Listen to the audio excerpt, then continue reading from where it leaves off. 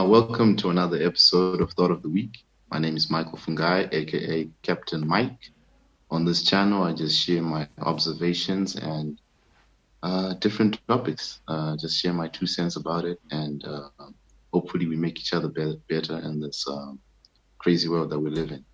Today, I have a special guest. Her name is Valerie G. Chingwanzo, also known as Queen Val. She has a lot of accolades, which I'm going to hand over the floor to her, and then she would tell us, her different accolades, what she has achieved, and what she's aspiring to do. Valerie, how are you doing? Hey, Captain Michael, how are you? I'm good. Nice to have you on this platform. Thank you. I'm so happy to be on your channel, to be on your motivational shows. I've watched quite a number of them, and it's pretty cool what you'll be talking about. Thank you for that. Thank you for that. I've got a small group of subscribers, so having you on this show would make this very, very exciting. Can you tell us the different accolades that you have and what you have achieved in the modeling world? I assume you've been in the modeling world for over a decade now, right? Mm-hmm. Yeah, that is true. But I'll just run through it because it's a lot. But I've been modeling from the age of 5 to the age of 25, which is when I stopped pageant modeling, because that is the age when you stop pageant modeling. And then from the age of 25, I have been proceeding as a commercial model, mostly doing different makeup faces with my makeup artists. And then we have our pictures there. Still moving forward, trying to finally get to the stage of posters and billboards and magazines and stuff. But now I also train other models. So that is what I do through my business, Val Beauty Image Consultancy. I train upcoming young models, students, females and males, because of the expertise that I have in the modeling industry. I have so many titles, I think about 13 since I started at the age of 5. But let me just mention the major ones, I guess, which would be Miss Bulawayo, First Princess, because I grew up in Bulawayo. That's where I did most of my modeling. That's where I received my modeling training, and my model and grooming certificate, which is helping me now to be able to groom other models because I did the course. I studied it. And I modeled for Miss Zimbabwe, I think when I was 19. I only got into top 10 from Miss Zimbabwe. But there's a huge reason why that happened, which then ties into my book, the book that I wrote, Kingdom Beauty Regime. I guess I'll explain later, but there was a lot going on with me at that time, at that age, which then affected part of my modeling career. And then I won Miss University Zimbabwe when I was at Women's University in Africa. I won Miss Women's University in Africa. Then I won Miss University Zimbabwe. And then I went on to the World Pageant in Beijing, China. And I won the African title in Beijing. That's when I beat South Africa and Nigeria and I'm forgetting the other African countries, Botswana. And I was in the top 10 of the World Pageant itself. And then that just closed off my modeling journey. And yeah, for now I'm what do you call it? What do you call it? I'm not part of an agency. Why am I forgetting the term? When someone is a self, just like someone who, what can I say? What's the word? You need to help me out here. You're promoting yourself now. Yes, but like a self, I'm not attached to any agency. I'm not attached to any organization. I just model for myself, where I just do my thing, post my pictures, and but I'll always be a model. That's the thing. Even if I'm 50 years old, I'm always going to be a model. Okay, that's very, very impressive. Sorry I couldn't come in and help you. I'll think of the word as well by the time we're done here. Yeah. I mean, it's an industry which I'm still learning about, and it's great that you are here with us today to explain certain things that I've been questioning. So this ties into today's topic, and the topic is are beauty pageants setting a ridiculous standard for us in the society? So I think I'll just go first. I'll say my 2 cents, and then you can chime in about it. And so from my research, I found out that beauty pageants have actually been around for close to 100 years.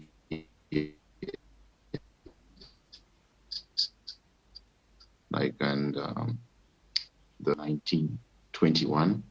So these pageants have been around for a while. And I'm not here to vilify the beauty pageants or to say they should be banned, but I think there's certain areas where they can improve. There's certain areas where they can be better. Even though they've evolved over the years, I still feel there's a certain particular body type that these pageants seem to favor. And it's usually tall girls, long legs, flat tummy, long hair. And this is done at the expense of beautiful plus size women, even short women. So I don't know, what do you say to this? What do you say to this? This is what I've seem to have noticed, even though there have been changes that have been made over the years. Okay, this is pretty interesting, and I remember we spoke about this on Radio Msika when I interviewed you on Radio Msika. And that was a very interesting conversation. A lot of people tuned in and they enjoyed that conversation because you had a lot of points, and I was defending my industry, but at the same time, I was defending where you are coming from because, like I said, when we had that interview, I am on both sides. So I'm a baby of the industry. And like I said, I'll always be a model.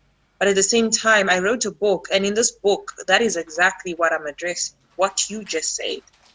That's why the book is called Kingdom Beauty Regime. It means a change from what has been to going to something different. Kingdom beauty is when you have beauty that's from the kingdom, because the book then has verses from the Bible.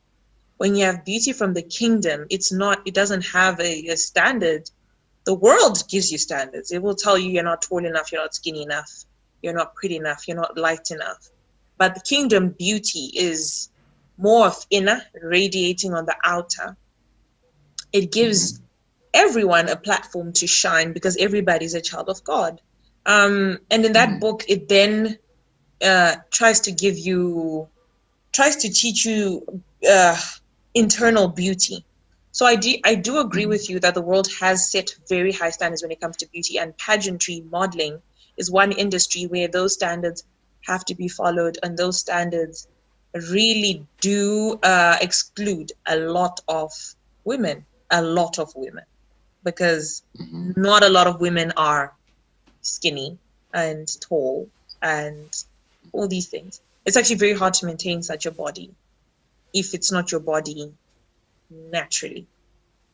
But if it is like mine, it's just natural. There's nothing I do, nothing I can do. Actually, there's a time when I wanted to gain weight. I wanted to be different, but that's just literally me. And so that kind of situation is different. But what we don't want is a situation where someone who is not like this, someone who is blessed with curves, is trying to be skinny when they are not that thing. Because beauty is different and beauty is diverse. I'm beautiful the way I am because I'm representing someone who probably looks this way. But you're also beautiful the way you are because curves are beautiful too. And that's why women are different. Women, we are so diverse. Oh my word, We are darker, we are lighter, we have long hair, we have short hair. We are so diverse. But in our diversity, we're so beautiful. It's so much more fun to look at different looks and types and faces than to look at one type of a woman or a human being and you say that is the ultimate. So I do agree with you. The high standards that have been set by the world, and that is what I address in my book and so many chapters concerning hair, concerning complexion, concerning body weight and body shape. And I do feel like the modeling industry is trying to make an effort in terms of changing that. On a lot of magazine covers, that's commercial modeling. There are a lot of changes that you're seeing. We have the curvier girls there. We have darker girls. We have black girls. There are some platforms and magazines where you wouldn't see somebody who's like me with my natural hair on them. But that is changing. So I will applaud the modeling industry for Okay. 2020 for what I'm seeing. Oh, that's good. Thank you for sharing that part of the modeling industry that most people, including myself, didn't really know. But I also came across something which was a bit disturbing for me, and that's some studies showing that there's some young girls who are actually developing eating disorders, trying to keep up with that kind of look for beauty pageants, and some have even gone into depression over over such a look. What do you say to this? Mm, right. They probably do that because of the pressure, and like you said, because that was the standard that has been there for a very long time. The skinny, the zero, double zero, size two. That has been the standard for a very long time. Even when I grew up, what you see on TV, it's not just the modeling industry, but even if you just think of your regular movie, just your regular movie, the girl you see in that movie next to the superhero is slim, right? Any movie you can Yeah. think of any movie you can think of. There's the man who's gonna rescue the girl in the day and the superhero, but then the lady next to him is slim. She's cute. She's Cinderella, fairy tale like. She's cute, you know, she's just tiny and petite, and she can easily be just you know, just carried by her, you know, her hero. So it's not just the modeling Mhm. industry, it's a media itself. Even the women we see on these series and these soapies that we love, they are model-like. They are actually slim. If they are big, they're probably curvy, but not big, big. If you think of sex scenes as well, just even sex scenes in movies. There's a time on Empire. There's an actress who's bigger. She's curvier, right? I'm forgetting her name right now. She's a Nigerian name, right? On Empire, and she mentioned something towards that you will not get an intimate scene if you're a bigger woman, because apparently maybe it doesn't look so good on camera. But then you'll find the slimmer girls are then told to, you can remove your clothes. I mean, it looks okay on camera. So it's just so many industries, not just the modeling industry, the magazines, everything. So that's where the pressure comes from, because those young girls, those women are trying to penetrate into those industries, penetrate into society. So when you want to penetrate into something, you want to look like what you are trying to get into so that you get in. And those industries have requirements. Modeling is quite strict. So if you don't meet up with those requirements, you're out. So the only way is for you to do whatever it takes for you to look the part, which is unfortunate. That's very enlightening. Um, you touched on another point which I was going to ask you, like, but it seems like you agree that the modeling industry and the media industry, in fact, has this sexualization and Mhm. objectification Yeah, of women that's involved. So the beauty pageant is really just the tip of the iceberg. There's a whole lot more going on. And I think now we can come to maybe solutions. Like, yeah. what solutions do you think that can be put in place? So, Because it starts from the top. For yes, me, I think maybe starts from Miss Universe, right? There's Miss Universe, there's Miss yes, World. Like, as well, yeah. what solution can be made? Like, it starts from the top to the bottom. I think the solutions, like I said, they have already started, which is very impressive. They might be a bit slower, but they're there. So we have the current Miss Universe, Ozibini Tunzi. She was Miss South Africa, and she's Miss Universe currently. She's the current Miss Universe. She's staying in New York right now, and she still stands as we look up to her. We are all looking up to her. She's made us so proud.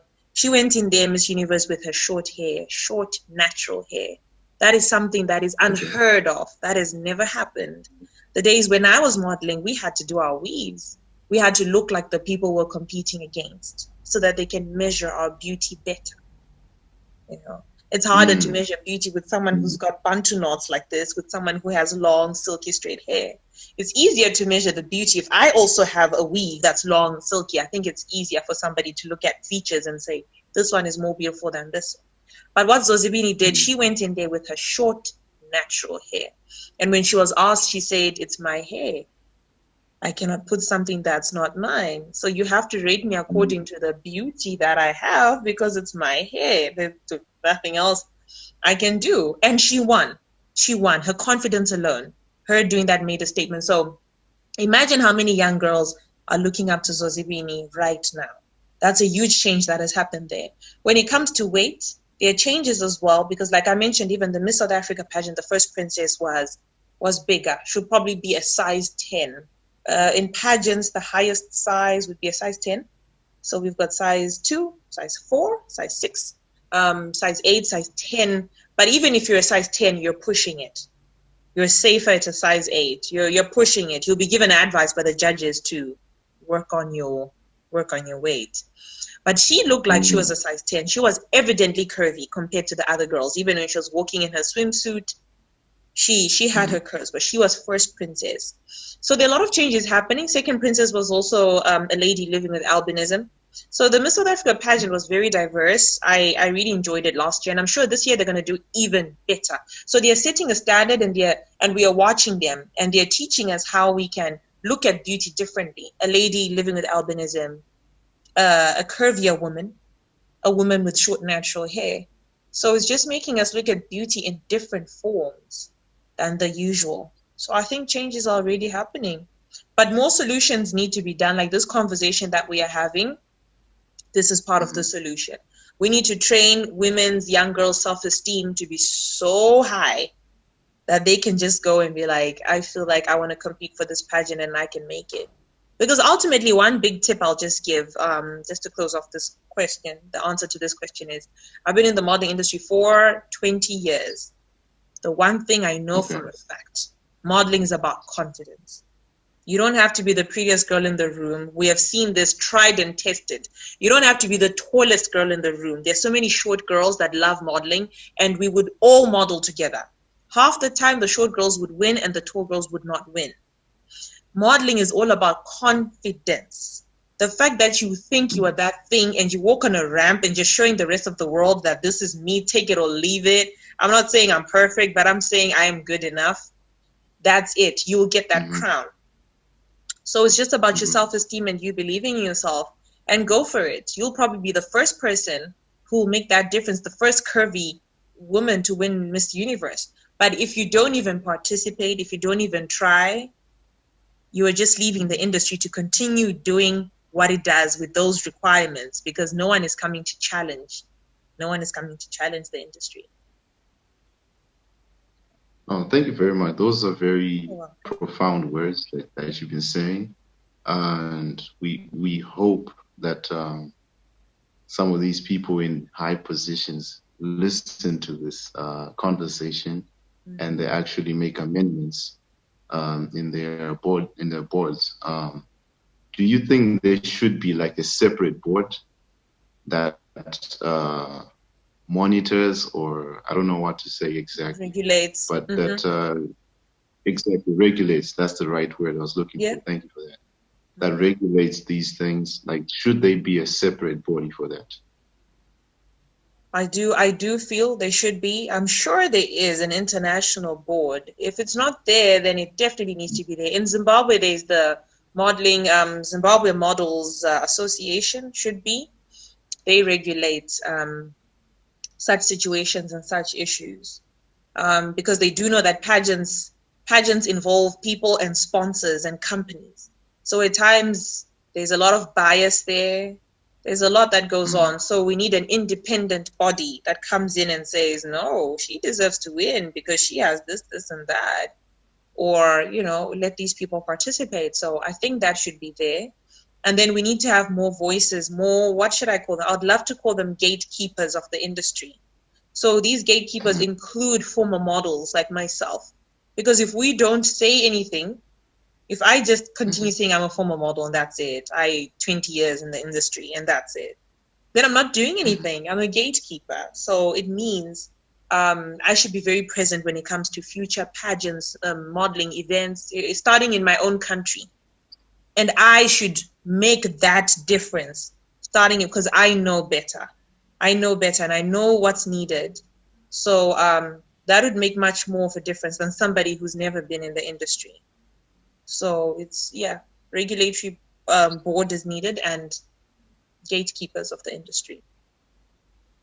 Okay, that's really good. Now to just cap this off, just one last thing.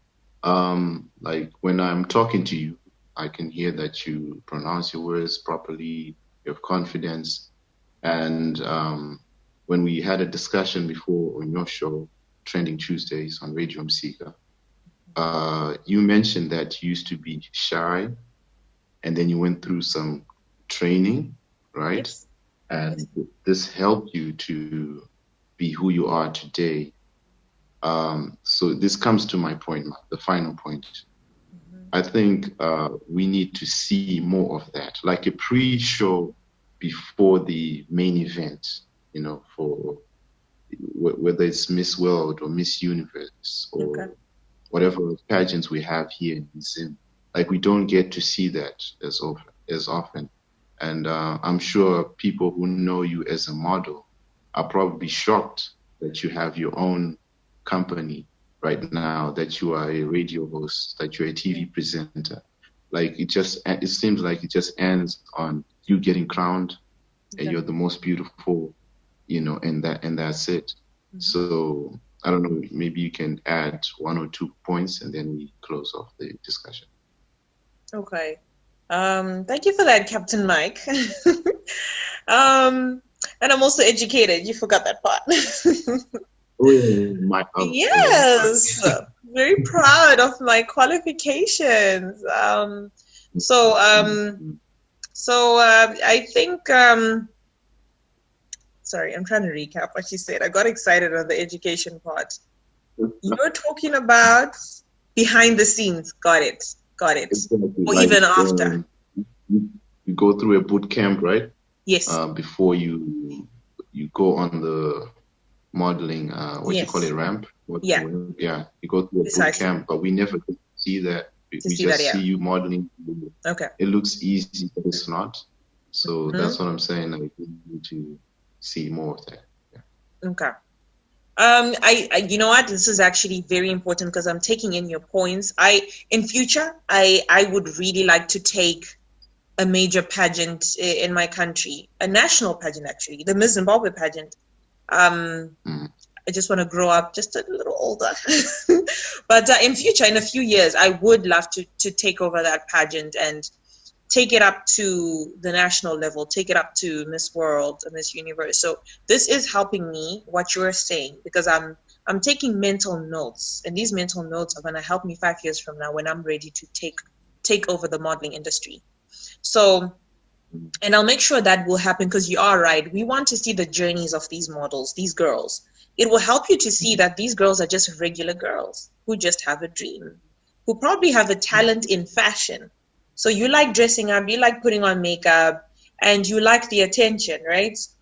That becomes a model. That's a model. Someone who just has interest in, just dressing up and putting on a show.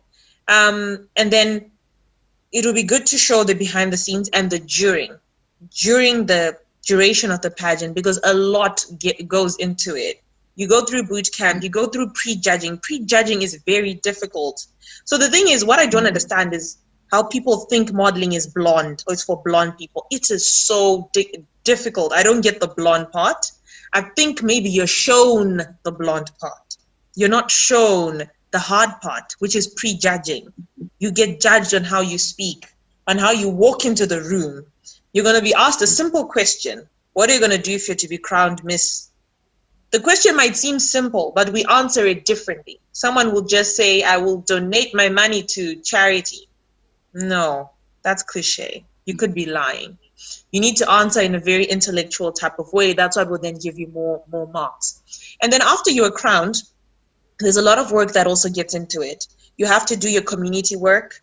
Like with Miss Universe, she has to travel the world. Unfortunately, due to COVID-19, I don't think she has done much of that. But you have to travel across the world. You have to do your community work.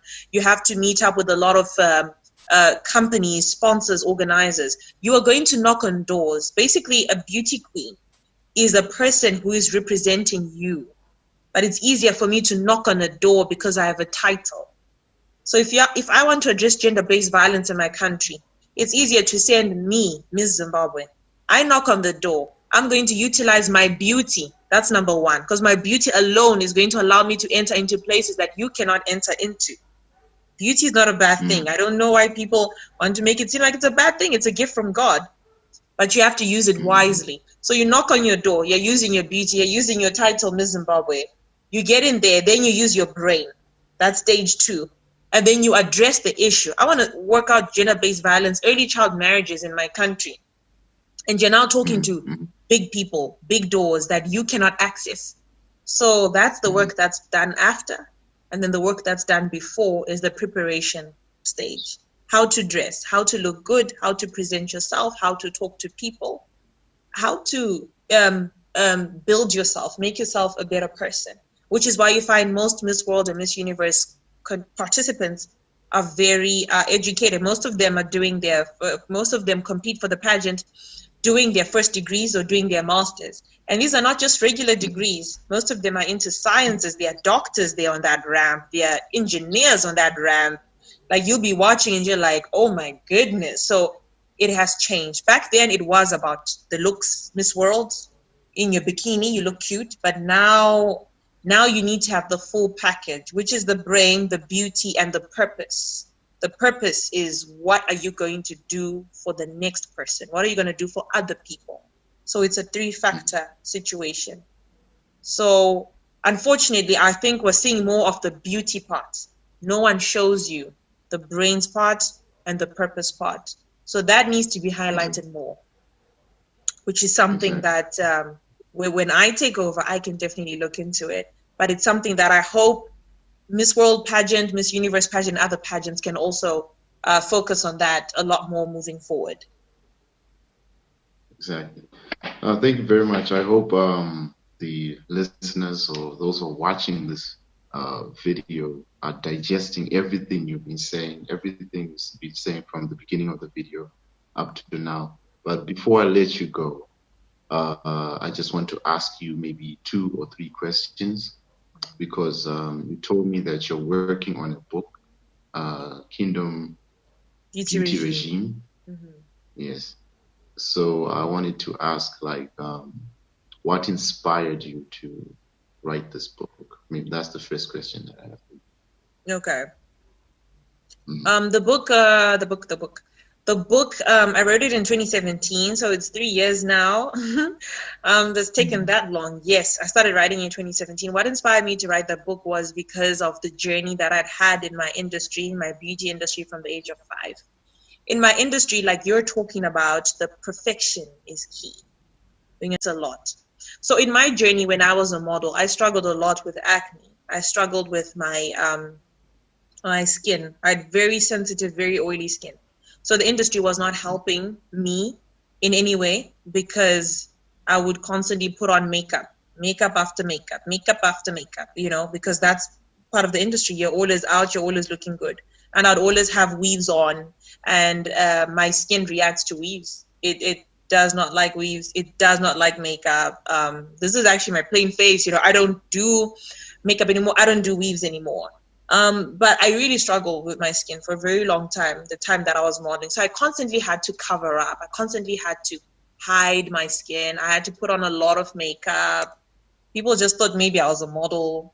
The models, these are models. But they didn't know that there's something that hurts me, affects me every evening when I wash off my makeup. So people don't know what we go through What you see is what we have to show you when we're on the ramp, which is the confidence. So I wrote that book just to inspire any other girl, young person, or woman who might be going through something similar concerning their image, their look. It might be weight. For me, it was skin. For another woman, it might be their weight. A lot of women are not happy with their weight. A lot of women are not happy with their tummies. They don't like their tummy. They don't like, there are many things. A lot of women don't like their complexion. They don't like being dark-skinned. So that is why I wrote that book. And the only thing that helped me during that journey was my relationship with God. Because during my whole modeling period, I've always been very prayerful. I've always been a Christian. Everybody has known, even up until now, I'm a model Christian. Take it or leave it. That's just how it is. So that's why I wrote the book. Oh, that's very, very interesting. It's a whole side that, like you said, we don't get to see. We are not knowledgeable about. So it's good that you're sharing this kind of information with us. And the next question that I have for you is, I'm a man. So is there something for men in this book? Good question. For men, there's a lot for men. There's a lot for men. Number one, from the angle of you as a man, you have sisters, you have a mother, you have female relatives, you have female friends, and you are also going to have daughters. So you as a man need to understand what we women go through. It's so much bigger than you can imagine. And the book is addressing all those issues, from skin to hair to weight to complexion to this whole journey of how you have to come to appreciate, to blackness even, when we're looking at race, how you have to appreciate and come to yourself. So it would be good for a man to read this book or to buy this book for a female person in their life, that they feel like, hey, I'd like you to read this book. You know, I've seen that you struggle in this area, or you struggle with self-esteem. Maybe just read this book. It might help you.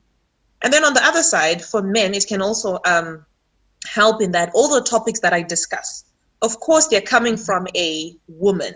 So they tend to be a bit woman-centered, but they're very neutral. So in some of the topics, I wrote them in a very neutral way.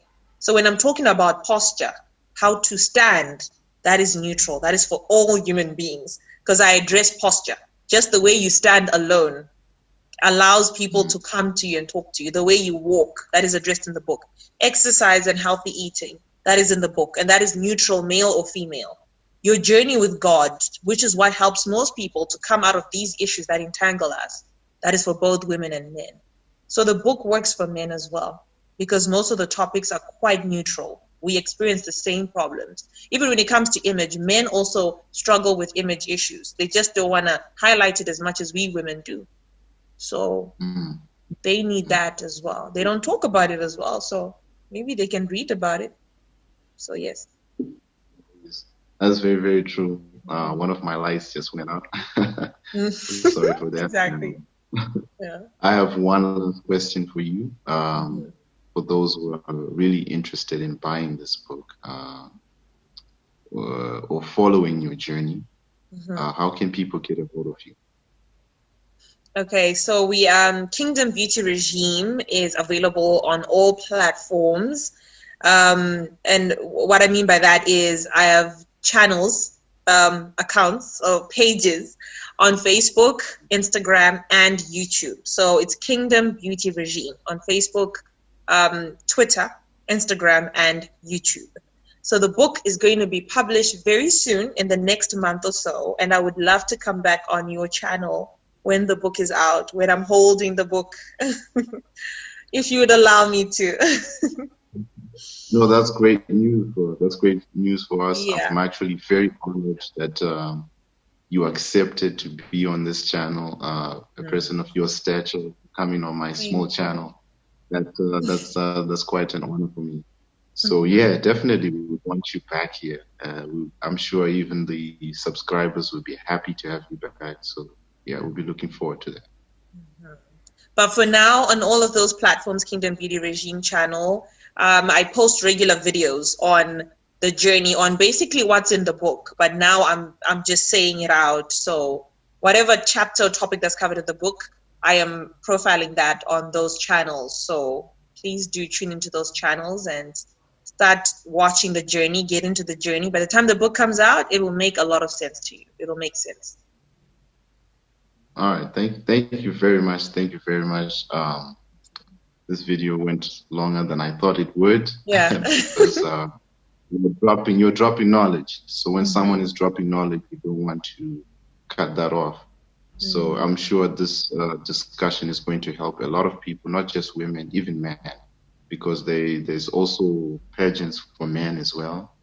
And even in the media, Yes. there's a certain group of men that is presented to us. So it's not just women who go through this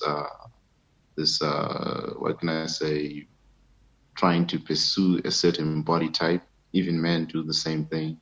So this discussion is going to be very nice. Thank you, Valerie, for coming onto this channel. You're welcome. You're more than welcome to come back if you have other things brewing. Yeah, this is the place for you. Can't wait. All right, that's good. Peace out. Peace out.